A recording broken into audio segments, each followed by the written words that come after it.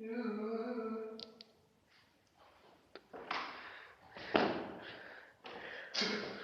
ešte nie je? To ešte nie je hotové? Ako to je možné? Majko, veď som ti kúpil cigarety, na to si sa tešil celý deň, Majko. No, neviem, čo stále, pozriem sa. 3 €. To mi potom vrátiš na dôchodek. Ako ja som rozmýšľal, že ti dám zálohu, ale až keď to bude všetko hotové.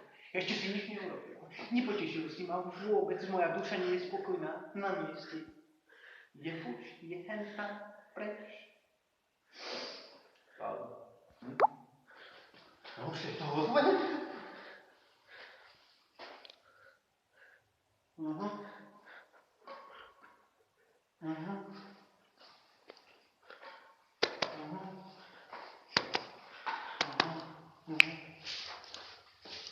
No, je tam brúško teda. No tu je brúško, vieš? Takto, keď sa dotknem, je tu brúško, aj tu je brúško, všade je brúško. Toto celé musíš vyprázdniť, ostrániš to kartačku, alebo či to už ma nezaujíma, ja ti nebudem platiť za krivú stenu. Jasné. No, a čo by si chcel? Zálohu. Zálohu by si chcel. A za čo? Keď si nič neurobil, nič si nespravil. Akú zálohu? Potrebujem zálohu.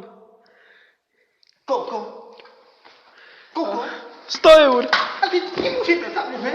Ty nemôžeš na zálohu, vieš? 100 € je veľa. To úplne ma vypravuje mi to myšlenky. Tak za 50. Čo si povedal? Toľko moc veľa?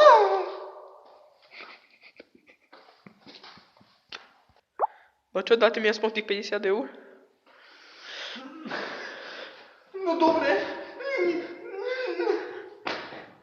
Ne, tu máš 50.